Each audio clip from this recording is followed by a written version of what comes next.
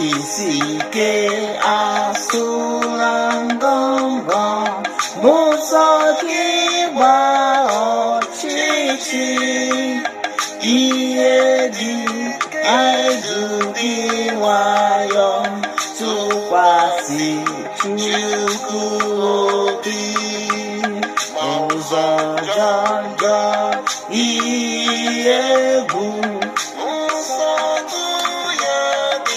God, come and fight for us. Come and speak for us. Come and speak for Biafrans. Come and liberate us. Tụkwasị Chukwu obi.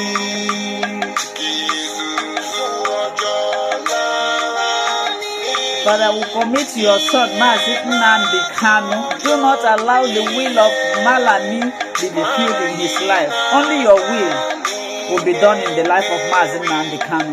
Tụkwasị Chukwu obi.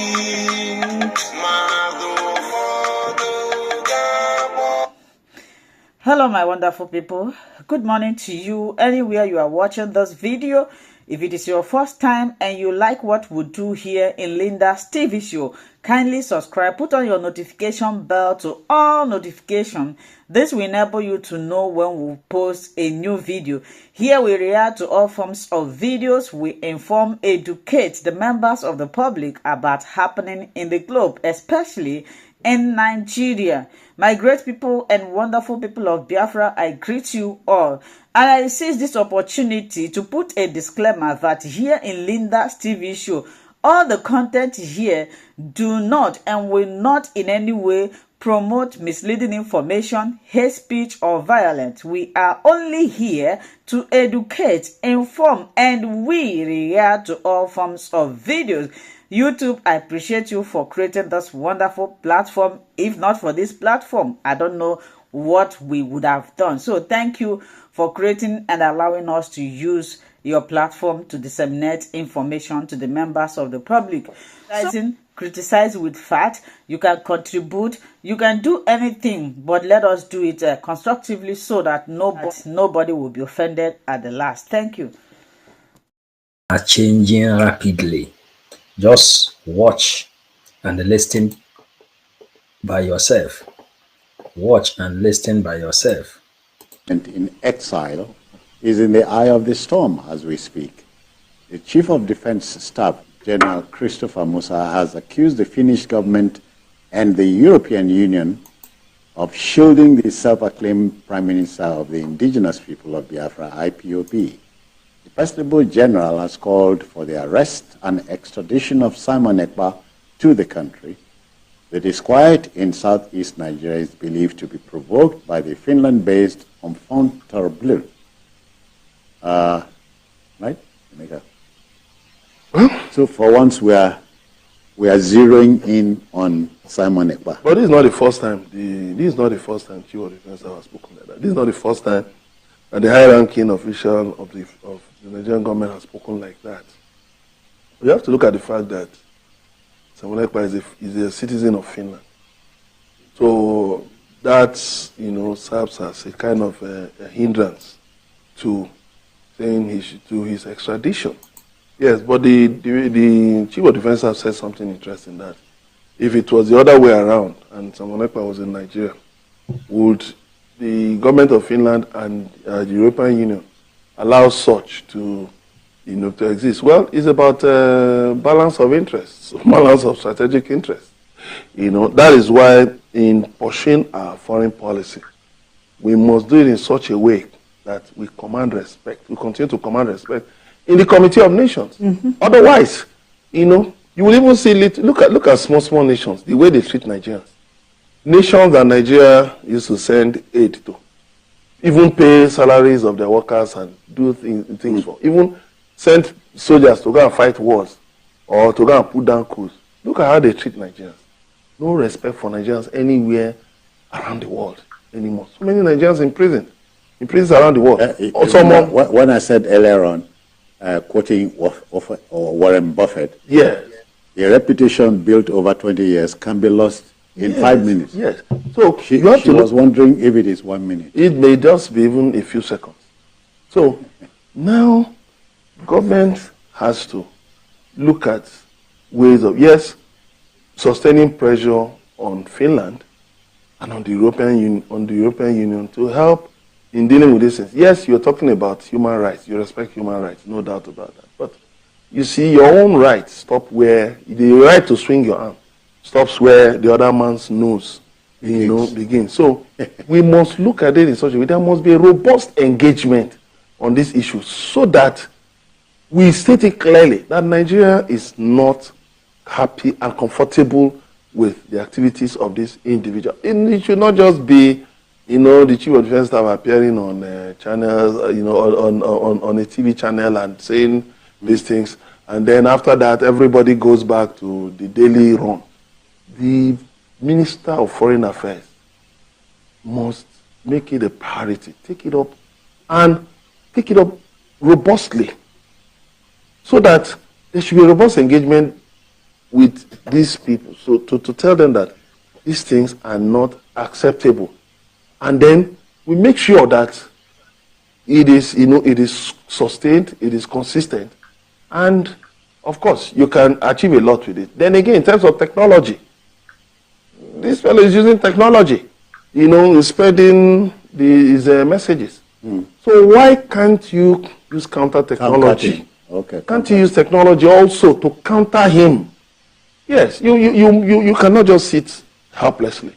There must be certain things you can, which of course I praise the military, what they are doing. They're really trying here and there. The security services are trying, but there must also be countermeasures you can take using technology to make sure you cut funding. If there is funding from wherever place to wherever place, then using technology to cut off communications. In terms of communications. But Emeka, are you not disturbed that a Simon Ekpa would want to sweep the rug under the feet of Nnamdi Kanu? Of course, when there is nature abhors a vacuum. The repatriation of Nnamdi Kanu, and the arrest, open the door to all kinds of people. Now franchise holders, calling themselves all kinds of names and taking advantage of this situation. But Nnamdi Kanu himself said, yes, I'm not happy about the security situation in the Southeast. Release me and I will assist you in quelling the security situation. Yeah. That's why I've called for a political solution to this matter, so that you can release him and then let him work with government to deal with this security situation.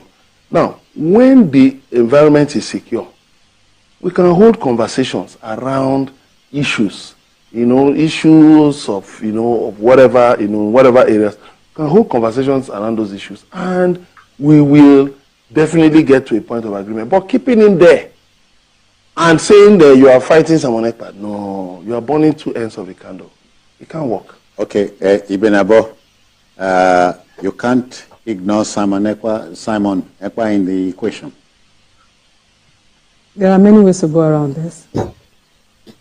We have to be realistic. Do we have any form of extradition treaty with Finland?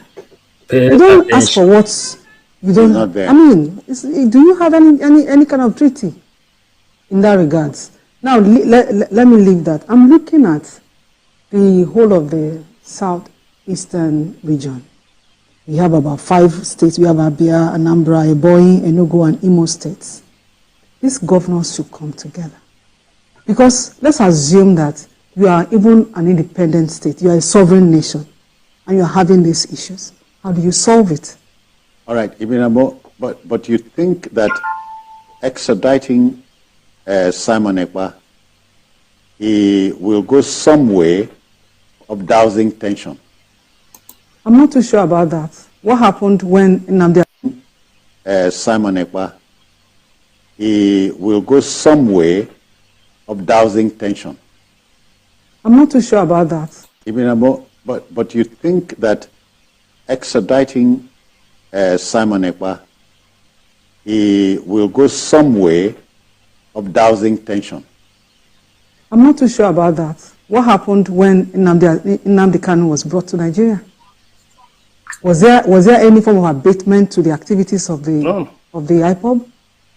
So that is not the solution. The solution is to start from within. Let the governors come around. They are your people. What can you do? Where are they? Are they dropping from the sky? We should look for solutions within ourselves. Yes, given Mr. President is the chief of commander-in-chief of the armed forces and all of that. But if you have come up with a solution, then you can now discuss with the president and even call on other governors to work hand in hand, because these states are bounded by other states. So you work hand in hand, and then when you work like that, when you are beginning to see some positive, responses or results, then you can begin to look at other things to be done. But for now, you can't just be sitting we are like sitting ducks, and anyone can just throw anything at us. This is not right. We have to take the bull by the horn. Bringing Finland, sending Samonekpa back to Nigeria cannot solve the problem. Somebody else will come up. Simple, from another country. Yes. So it's not a solution, please. It's not. So the whole thing sounds like business to you, a franchise. Well, didn't we see when there was agitation in Niger Delta? The names you were hearing then, did anybody ever come out to tell you, I am so person, I'm sorry? You see, when you allow situations to degenerate, you may even find out that you may even have rogue elements in the security services who will be aiding people fighting against the state. It happens. AKA fifth columnist. Yes, it happens. Then you have people for different reasons, who are just doing things, engaging in criminal activities, and then everything is tagged around one name. The issue for me is this: get Nnamdi Kanu released, find a political solution to his situation, and then work with him. The issue for me is this: get Nnamdi Kanu released, find a political solution to his situation, and then work with him. And governors, religious leaders, traditional rulers, political leaders, work with them to find a solution. And one other problem is that there are a number of villages that are deserted in the southeast. I traveled through some recently. I told you I ran into unknown gunmen at a point. So, deserted, completely deserted. And these people have run to different areas, displaced from their natural areas of residence. How do you deal with those ones?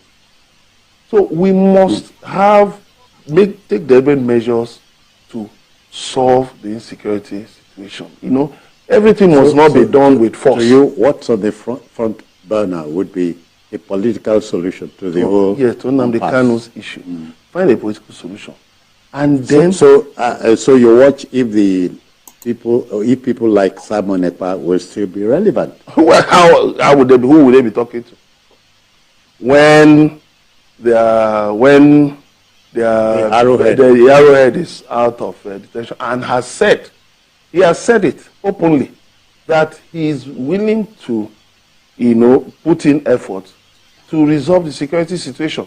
Why not give him a chance? Find a way around it. You see, it is when government doesn't want to act that they start making excuses. No, there can't be a political solution, there can't be this. But you've had cases where you found a political solution. You've had cases where government discontinued prosecution.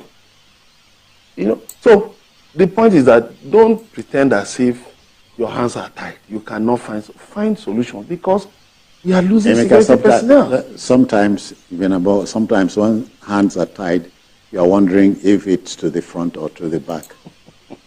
In this situation, there's no tying of hands. Okay. We just have to be deliberate and intentional about it. Because we are losing security personnel. Sometimes when hands are tied, you are wondering if it's to the front or to the back.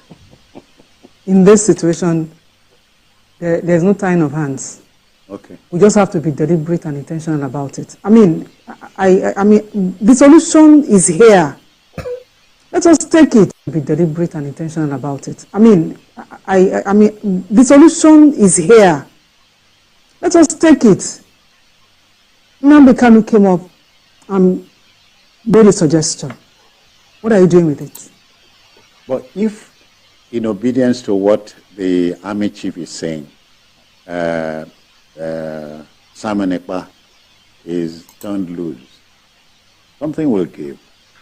It is because, you see, if it is because Nnamdi is not free yet, once the boss comes out, you just said it, Arrowhead is the one. Once he is out, the people will listen to him. And then with the collaboration of all of the governors and all hands on deck. Too many people will be yes, involved in all hands on deck, there will be solution. Have you forgotten what happened in the Northeast? Eventually. Right. Gentlemen, I hear we must begin to wrap.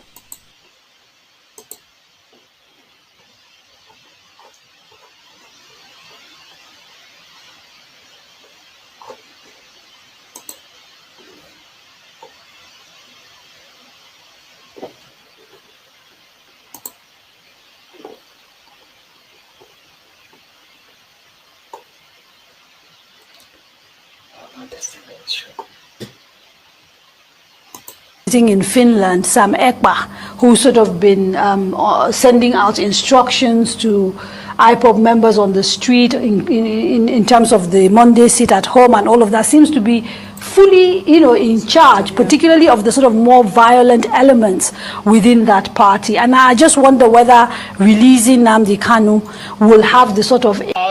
And that is Nnamdi Kanu. I'm calling on the federal government to please release Nnamdi Kanu.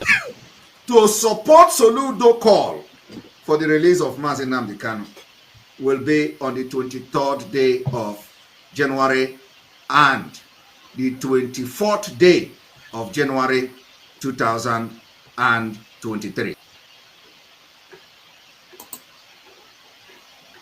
Man sitting in Finland, Sam Ekpa, who's sort of been sending out instructions to IPOB members on the street in terms of the Monday sit at home and all of that, seems to be fully, in charge, particularly of the sort of more violent elements within that party. And I just wonder whether releasing Nnamdi Kanu will have the sort of...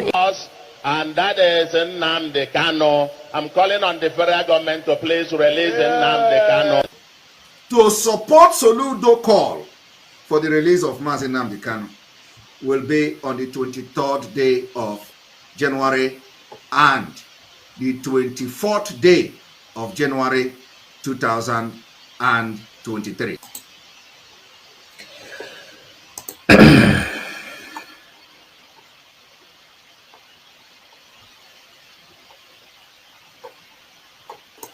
We have external people that equally support them.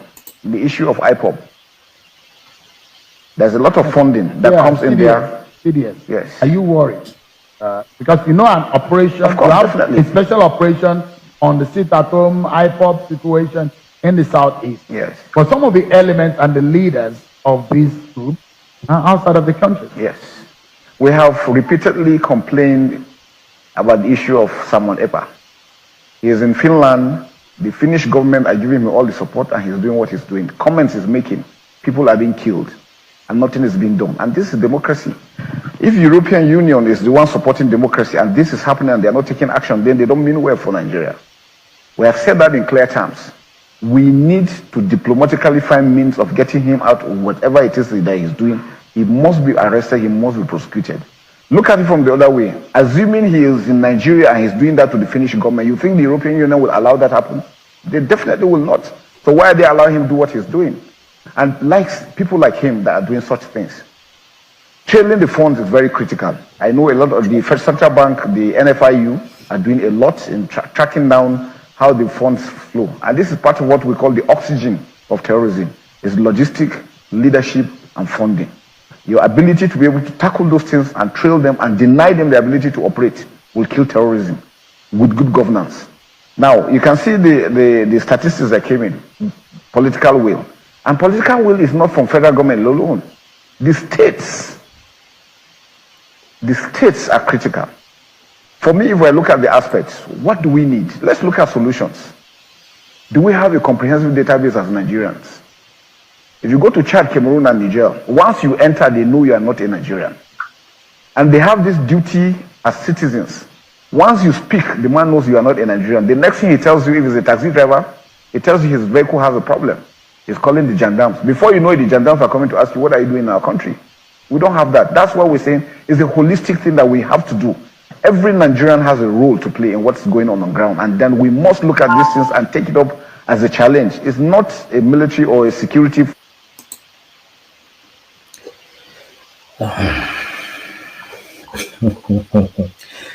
So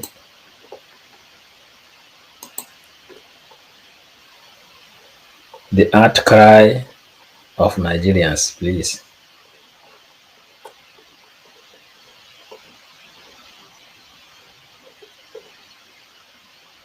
Of Malami now, yes. The things he has actually said and stated legally, do you think it still stands?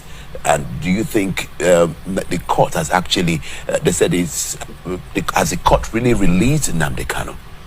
Well, the court will always only make an order. Okay. It always depends on the executive to obey the order. A law-abiding executive will immediately obey the order. Even if you want to appeal against it, you will immediately obey the order of the courts. So if we still give them the presumption, because one of the things I think the legal practitioners, disciplinary committee ought to do in this country is to learn to hold attorneys general to the law. They unfortunately, many of them constitute one of the biggest lawless set of lawyers in this country. They think that being attorney general makes you to be above the law. I thought that would have made you to be an example, a paragon of obedience to the law. Many of our attorneys general at the state level, at the federal level, are lawless. And they think it's a pride. They carry with some chink on their shoulders, and even to court, some of them treat judges with disdain and all that. So it's unfortunate. So, but I believe let Malami understand this time. He's getting to the twilight of his position as Attorney General.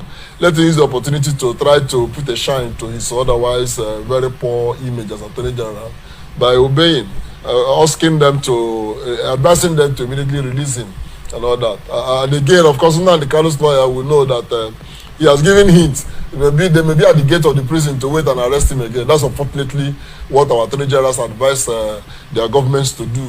So you think you foresee this happening? Yeah, I foresee it happening. He has already given him. The other cases are there, pre-rendition matters. So I foresee that they just bringing out of maybe Kuje prison, if it's that where he is. As he's getting to the gates, they say, well, obey the order of court. Then the pressman get away. Then the next time they arrest him, now they have been arrested. And they ask you, well, he said for the pre-rendition issue, the matter that for which he fled outside the country. Though, of course, Nnamdi Kanu still had a charge before Justice Nyako, which he must face and defend to the end. Maybe that, but I think that should go under the Justice Nyako had granted bail. That issue of bail where Senator Abaribe and the rest stood in for him, that has been sorted out. So if the court did not revoke the bail, then it should go on continue. If the court revoked the bail, then Nnamdi Kanu should get this and then be told that you go and serve the order of detention by the court for jumping bail or being forced to jump bail. That's a matter that we tried again and find whether he was forced, as we all know. Army came and raided his house and he managed to escape. If that be the case, then court should reinstate his bail and all that. But whatever happens, my fear is that, as usual, as he's coming out of this one, they wait at the gate and arrest him again. Okay, but what would this really tell of our system, a judicial system, if that really happens? No, it tells of a system where the respect for rule of law is based on discretion of the executive. It tells a system where lawlessness is still a very strong factor. It tells of a system where the court is ridiculed on the daily basis by those who should honor its decisions. And that's been happening very, very often. Sometimes even private lawyers, senior lawyers at that, we treat the court with disdain. And that's not good for the image of the country. And that's what those who are saying, we want international investors, we want international respect. The people are not going to look at you by what the executive say.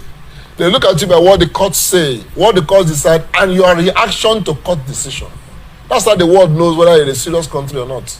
If you're a country where the court, no matter how lowly the court is, takes a decision and you obey it, implicitly and explicitly, they know this is a serious country they can rely upon. So we know, because everybody knows that offenses and disputes will arise in any country.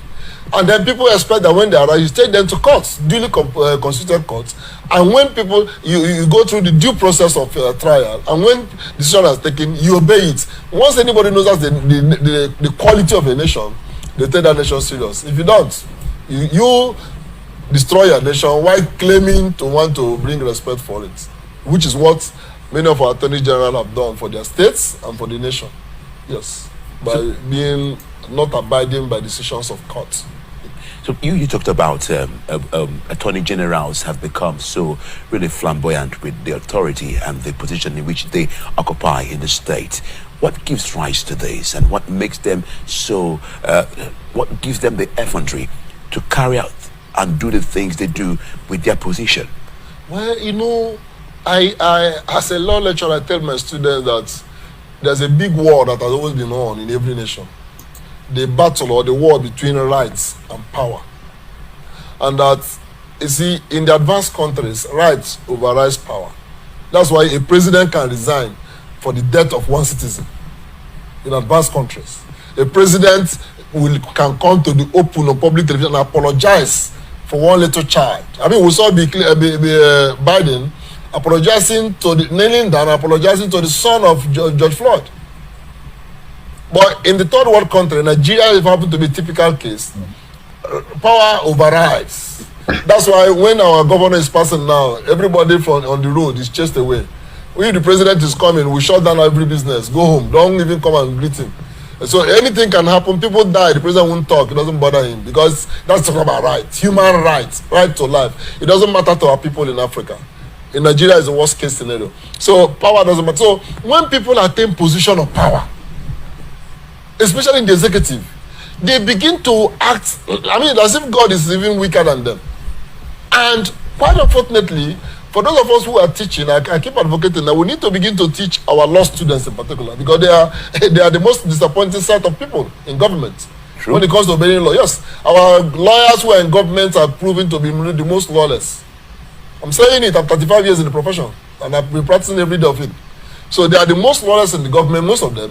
So we need to begin to teach them in the law faculties that we are not only teaching you law to use as an instrument to serve others.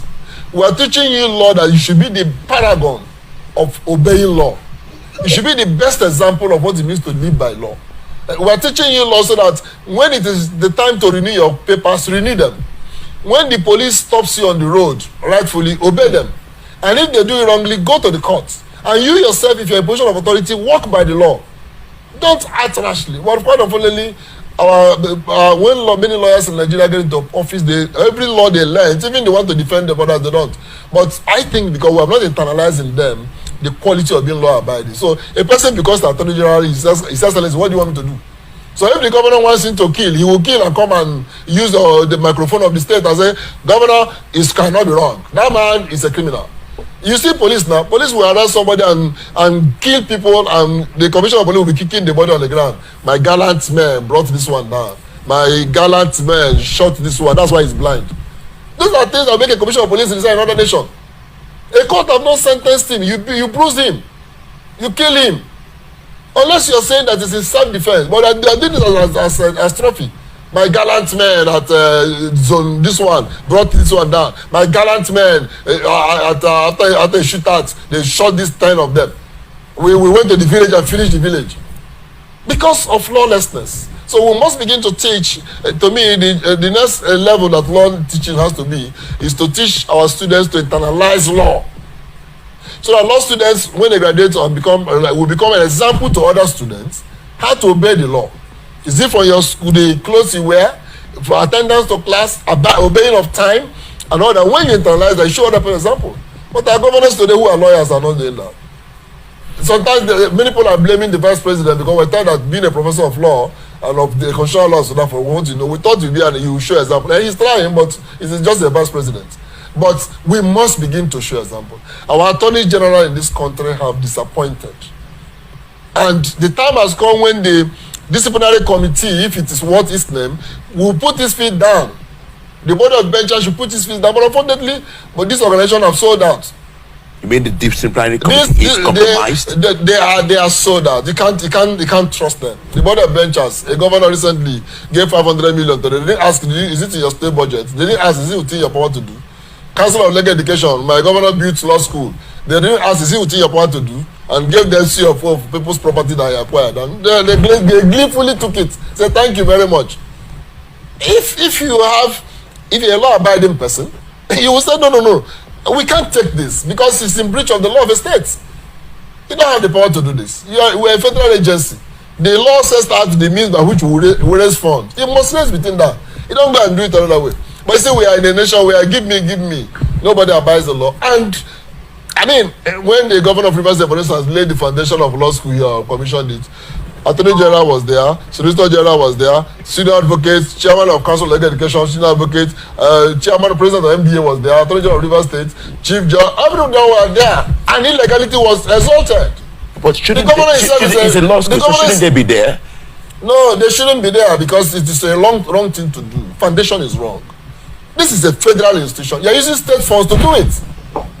So it goes round and round. Illegality was exalted. But shouldn't it's a law school, so shouldn't they be there? No, they shouldn't be there because it is a wrong thing to do. Foundation is wrong. This is a law school, so shouldn't they be there? No, they shouldn't be there because it is a wrong thing to do. Foundation is wrong.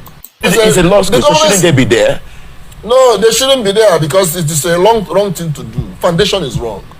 This is a federal institution. You're using state funds to do it. So it goes round and round in everything. So we keep paying this price. So, but because the Attorney General's view is that what has power said, I don't care about rights. Nobody cares about rights in this country. So the right of the citizen, whether it is an individual, a community, a whole state, doesn't matter. It's just the power. I have power. I have power to do it. I can command that your house be destroyed now. It will be destroyed. No, but the proper question would have been, do you have rights to do it? So what you are seeing Attorney General of the Federation doing is the same thing. He just has given the hint. Nnamdi Kanu has been discharged by people, but you sure that Nnamdi Kanu will not be out? Let me put that, may not be out. Because an Attorney General who has claimed power, who sees himself as being above even the Supreme Court, has already given hint of what he will do. So sometimes I feel for the judges. They are so handicapped because today you think a judge has given judgment, and then the public will blame judiciary, not understanding the handicap of the judiciary. So once in a while they take a decision like this because today you think a judge has given judgment, and then the public will blame judiciary, not understanding the handicap of the judiciary. So once in a while they take a decision like this, it comes out to the public. When it didn't come out, people say, why didn't the court order him to be released? The court has ordered, but the court has no power to go and release him. Before you know it, the same Attorney General will be giving promotion in the legal profession.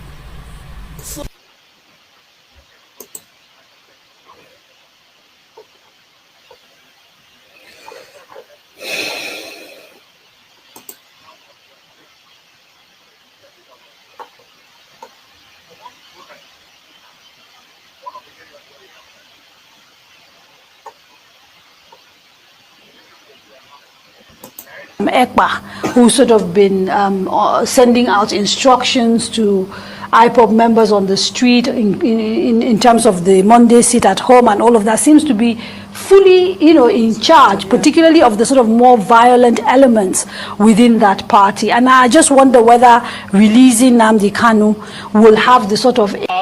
And that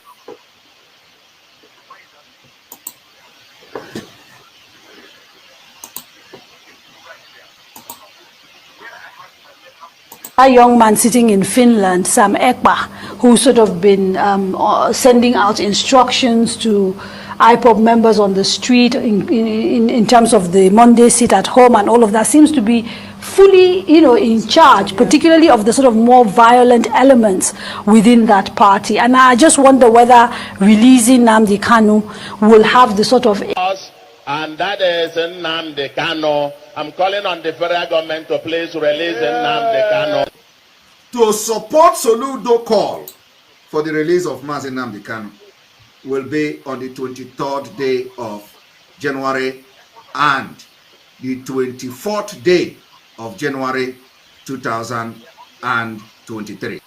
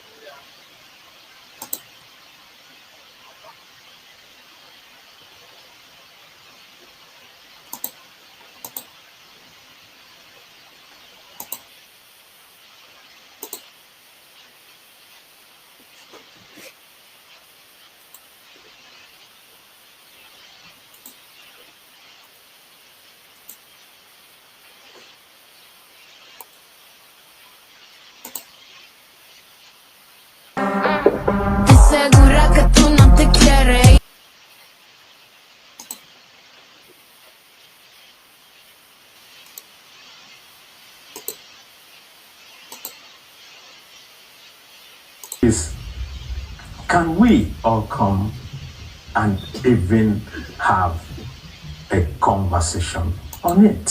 For the root cause of what is leading to all this, we have consistently said it over the years, and that has always been that the root of everything is justice.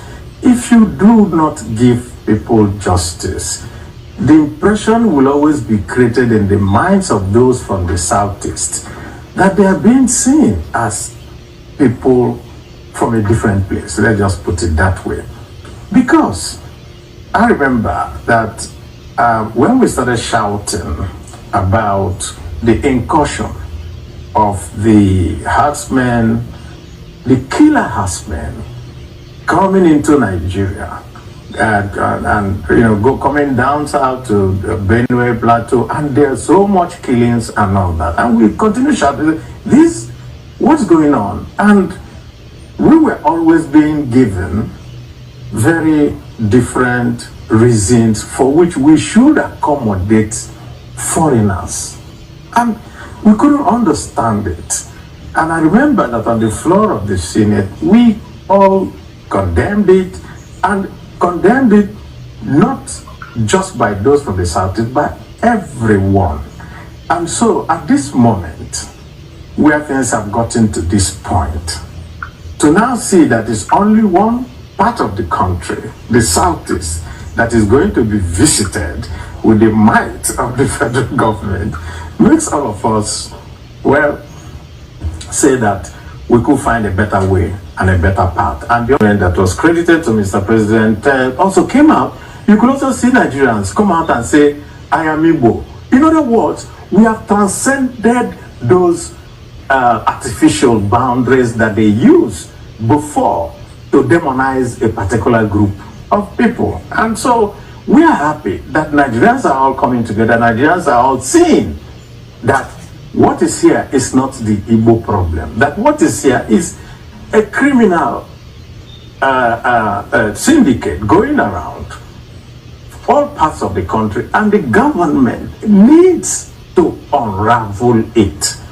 If a criminal bombs a police station or kills her, and then you do nothing, and then you now go and arrest every villager that you see on the street, which is what is going on in the Southeast, you cannot be resolving the issue.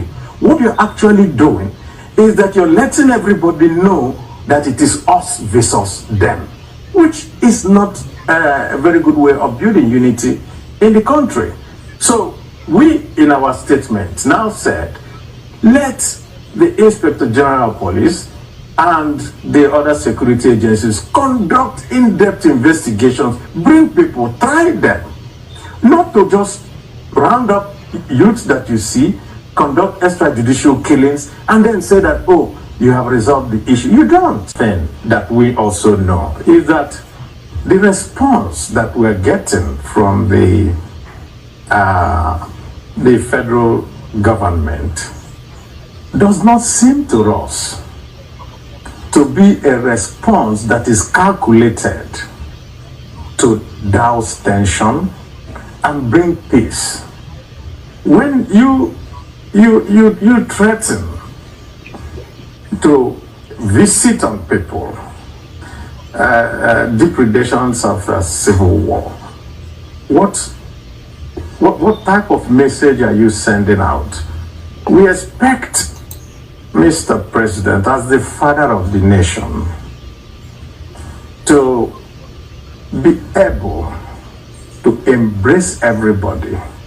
But you see, we have always seen this pattern, and this pattern is that it doesn't matter what happens elsewhere.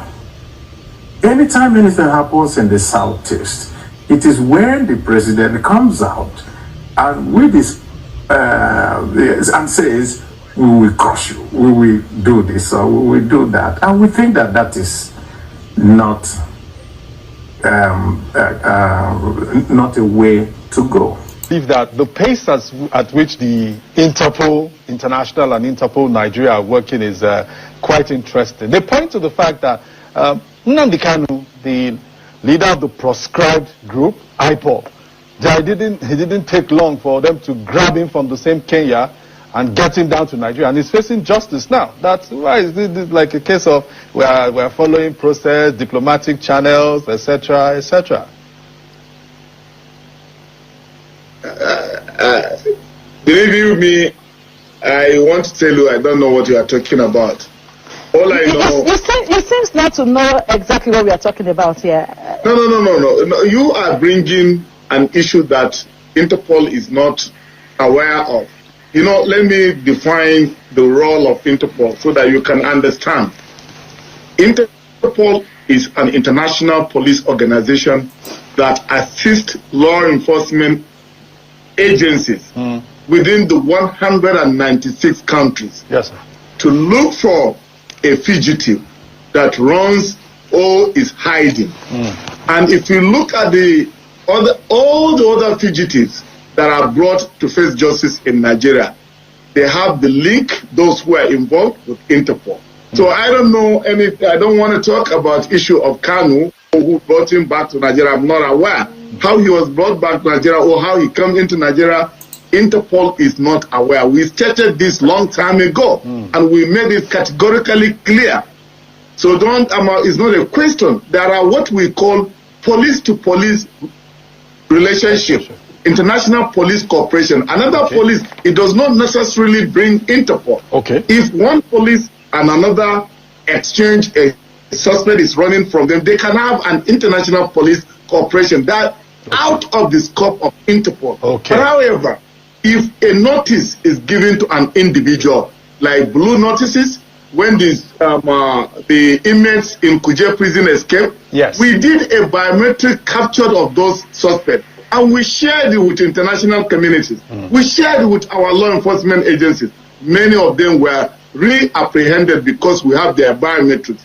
Now, in the issue of red notice, where a red notice is issued under the federal court that issued that notice of arrest, that is warrant of arrest for such international, it will go to the Interpol, we'll process it, we'll look at it, we'll look at the charges, and then we'll issue a red notice. On that red notice, we bring back the culprit to face justice because all the 196 countries will be looking for that individual. Would sincerely like to thank you, retired Assistant Inspector General of Police, Garba Umar, who is currently the Vice President of Interpol Africa Region. Thank you, sir, for coming on the News Hour. Thank you for having me. So Biafrans, this is what we have today. A young man sitting in Finland, Sam Ekpa, who's sort of been sending out instructions to IPOB members on the street in terms of the Monday sit at home and all of that seems to be fully, in charge, particularly of the sort of more violent elements within that party. And I just wonder whether releasing Nnamdi Kanu will have the sort of... wonder whether releasing Nnamdi Kanu will have the sort of... just wonder whether releasing Nnamdi Kanu will have the sort of... I just wonder whether releasing Nnamdi Kanu will have the sort of young man sitting in Finland, Sam Ekpa, who's sort of been sending out instructions to IPOB members on the street in terms of the Monday sit at home and all of that seems to be fully, in charge, particularly of the sort of more violent elements within that party. To be fully, in charge, particularly of the sort of more violent, in charge, particularly of the sort of more violent elements, particularly of the sort of more violent, particularly of the sort of more violent elements, particularly of the sort of more violent elements within that party. And I just wonder whether releasing Nnamdi Kanu, will have the sort of... And that is Nnamdi Kanu. I'm calling on the federal government to please release Nnamdi Kanu. To support Soludo call for the release of Nnamdi Kanu will be on the 23rd day of January and the 24th day of January 2023. Yes, Biafrans, thank you. Good night. We just recorded some history. That is what we do, so that we will know where we are and where we are going. We know how we started, we know where we are, and we know where we are going. We are going to Biafran land. Remember, when Nnamdi Kanu was inside before, it was Niger Delta militant that hijacked the ship before they released him.